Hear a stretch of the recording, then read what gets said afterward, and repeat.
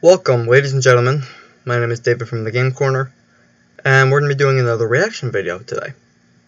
What we'll be watching today is from the channel Game Theory, which a lot of people know of. They do fantastic analysis on different video games. The owner of the channel, Matthew Patrick, does have some other soft channels called Film Theory, and he has his live streaming channel called GT Live.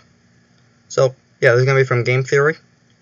It's called A Brief History, and it's going to be on the well-renowned series of Five Nights at Freddy's. So, we're just going to get right into this, and let's get it started. In 3, 2, 1.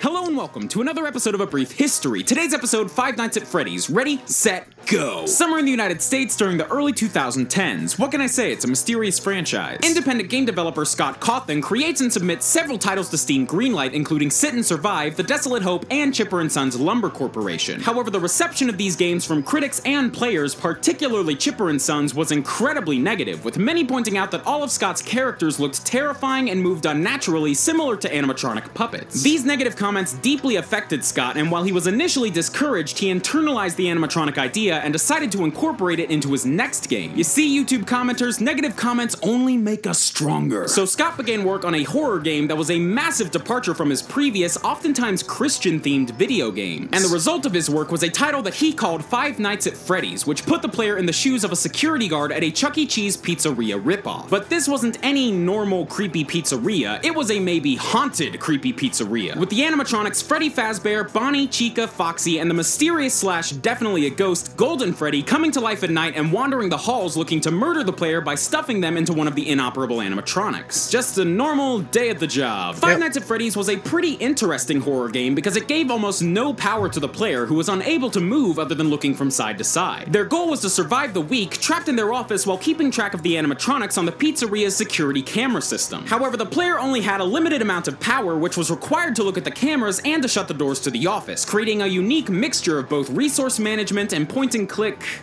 adventure? I mean, Freddy and Bonnie maybe look a little bit like Sam and Max, but that's it's not quite right. Point-and-click survival? Point-and-sit?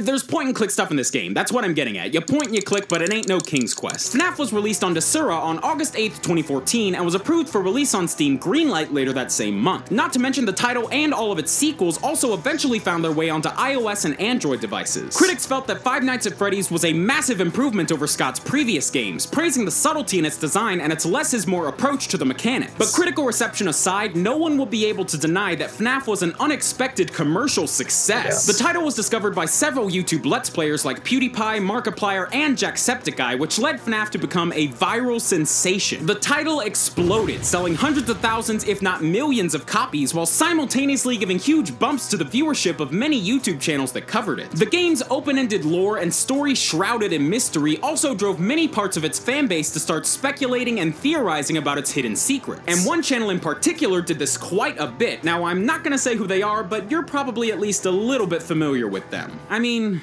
they're alright. They may or may not have just won a Streamy for Best Gaming Channel. MBD. MBD. You're familiar with how the one guy yells a lot and then wants to die because he's out of breath constantly. Woo-hoo. Needless to say, given how successful Five Nights at Freddy's was, a sequel was to be expected. What was a surprise, however, was just how soon players would get their hands on this new game, as Five Nights at Freddy's 2 was released on November 10th, 2014, only 3 months after its predecessor. FNAF 2 was a prequel, taking place in 1987 with the player taking control of another night watchman at a Freddy Fazbear pizzeria. This game switched up the mechanics of the first by giving the player an unlimited power supply to no doors. No doors to protect themselves from the horde of animatronics that wander the hallways during the evening. What? The only way to protect yourself here was to shine your flashlight at some of the robots or hide from others using a spare Freddy mask, hoping to trick them into accepting you as one of their own, at least for a little while. In addition to the returning animatronics, there were several new ones in this title, some of which required the player to manage new resources, like a music box that must be wound up lest you suffer a shocking puppety death. What's more, FNAF 2 featured several hidden mini-games styled like old Atari 2600 titles. These Easter eggs further expanded the franchise's lore and would become staples for future entries in the series. series. While the critical reception of Five Nights at Freddy's 2 was slightly lower than that of the first game, its quick release after the first game kept the franchise's rabid fanbase and following on YouTube hungry for more information about the game and its world, and they wouldn't have to wait long for another sequel to bear its head. Ha! Did you see what I did there?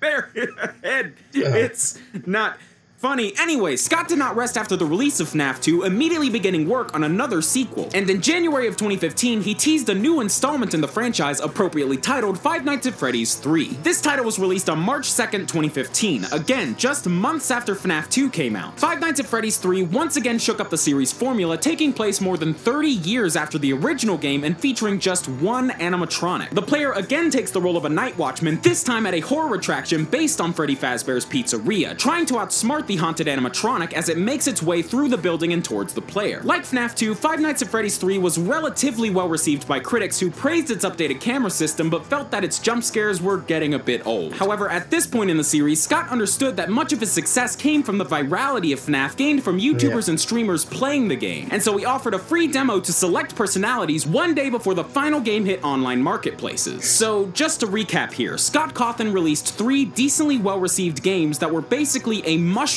cloud of popularity, all in under a year. That is insane! But the craziest part is that he wasn't anywhere near done. You see, while at first, FNAF 3 was assumed to be the finale of the series, in late April of 2015, Scott once again started posting teaser images for what he called Five Nights at Freddy's The Final Chapter, eventually revealing a trailer for Five Nights at Freddy's 4, which he released on July 23rd, 2015. So really, that makes it 4 games in just under a year. Once again, FNAF 4 took the mechanics introduced in previous games and turned them on their head, putting the player into the role of a small child trapped in their bedroom, trying to survive an onslaught of nightmarish animatronic creatures plaguing them during the night. For the first time in the series, the player was actually able to move around their room, looking through different doors and seeing their environment from different angles. And while the critical reception of this 4th game was mixed, fans still ate it up, attempting to decode its hidden messages and hoping to find closure for the franchise's increasingly dense narrative. So at the end of all of this, with 4 games released in just under a year, Scott decided that it was time for a slight change of pace. In late 2015, he took a break from his main series games and co-wrote a novel with writer Kira Breed Risley titled Five Nights at Freddy's The Silver Eyes, which was released on December 17th, 2015. Even stranger, however, Scott decided that his next Freddy game would not be a survival horror game, but instead a bright and colorful turn-based RPG spin-off featuring the franchise's animatronic characters known as FNAF World. Seriously, this game and its announcement were so off the wall that a lot of people thought it was just a fake PR stunt to advertise a true sequel to FNAF 4. But FNAF World was indeed real and was released on January 21st, 2016. However, several critics and YouTubers criticized the title for having unfinished gameplay and a variety of bugs and glitches, which led Scott to acknowledge his mistake and take the game down. He even offered refunds to anyone who had bought the game and was unsatisfied with what they had purchased. He later completed work on the game, ironing out its flaws, and re-released it for free on February 8th, 2016. But again, FNAF was far from over. On the contrary, the franchise is only continuing to grow and expand. A few months following the release of FNAF World, a teaser trailer was released for Five Nights at Freddy's Sister Location, a 5th installment to this series that was already supposed to have ended.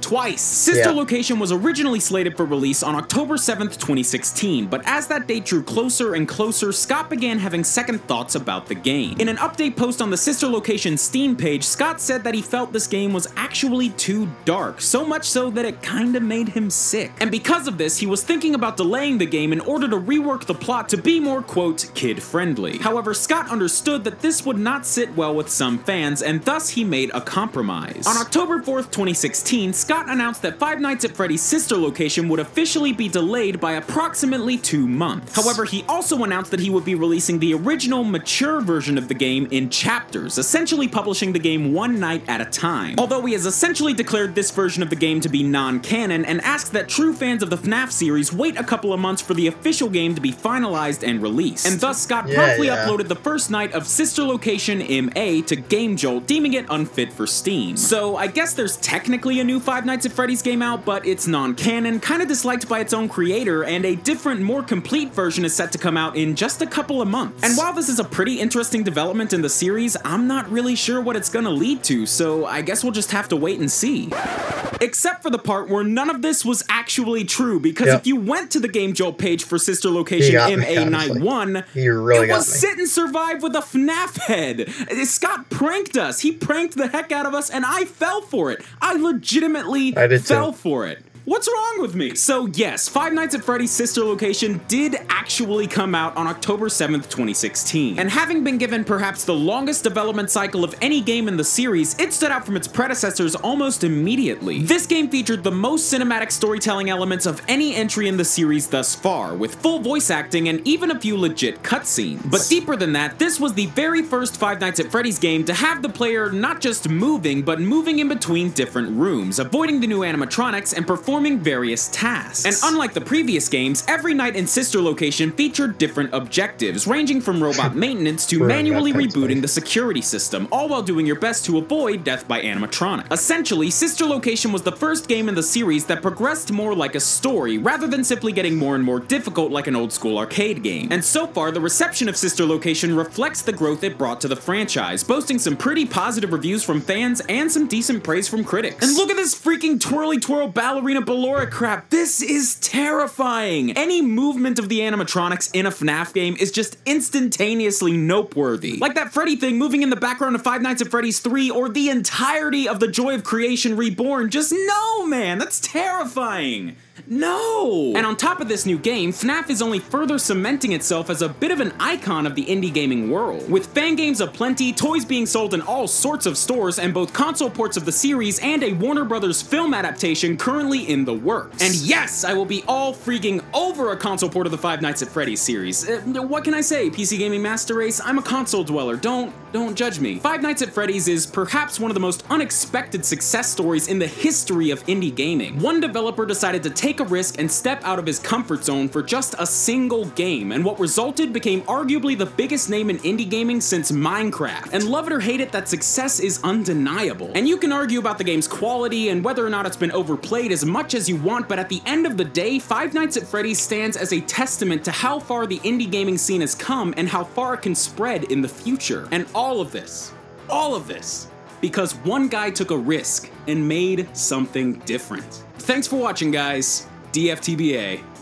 Hey guys, thank you so much for watching my Five Nights at Freddy's brief history. I hope you liked it, and speaking of something different, I've actually started making brief histories over on my personal channel, Foot of a Ferret, again. And the situation is that all episodes of a brief history about video game franchises will be hosted here on the Game Theorist channel. But over on the Foot of a Ferret channel, I'm pretty much free to talk about whatever I want, and I usually like to talk about YouTubers and bands and other pieces of pop culture that I'm a fan of. And if you head on over to my channel right now, there's an episode up all about one of my favorite channels on this website, Ninja Sex Party. I worked with my buddy Lee from the Breakdown series here on the Game Theorist and with Danny Sexbang himself to put this episode together, and if you go over and check it out, I really hope you like it. It was nice to go back and do something a little bit closer to the roots of this series, which used to be all about YouTube. So I hope you'll go check it out, and if you do, I really hope you'll like it, and I'll say it again, guys, thanks for watching, and DFTBA.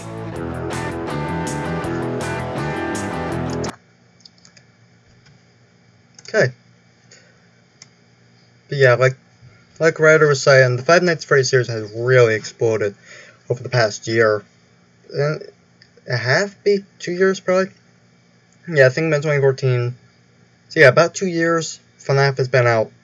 And honestly, it just exploded when it first came out. Honestly, I've played the games. I've played, honestly, them all. I've played 1 through 4. I've played Sister Location. I've played FNAF World. FNAF World wasn't very good, honestly. I mean, it was a decent RPG. It wasn't turn-based in any way or any form. It was just go, go, go, go, go. That's all it really was. So, I mean, it was an RPG, sort of. But, I don't know. It was decent for what it was. And, yeah, as much as the FNAF series gets, I've really enjoyed playing the games. They scared the shit out of me, but I really enjoy playing them, honestly. And if you guys want to see me play FNAF on the channel, God, I can't believe I'm saying this, but I will do it. If you guys would like me to do FNAF on the channel, I will definitely play FNAF on the channel. Just leave a comment on what game you want me to play, or you can send me a tweet on my Twitter at dnicola16. The link will be in the description for my Twitter as well, and also with the video link will be in the description as well. So yeah, thank you guys so much for watching. If you liked the video, hit the like button, comment down below what videos you want me to watch and react to in the future, and like I said, leave a comment on which FNAF game you would like to see me play in the future. Excuse me. Subscribe if you're new, and I will be seeing you guys in the next video. Take care, and goodbye.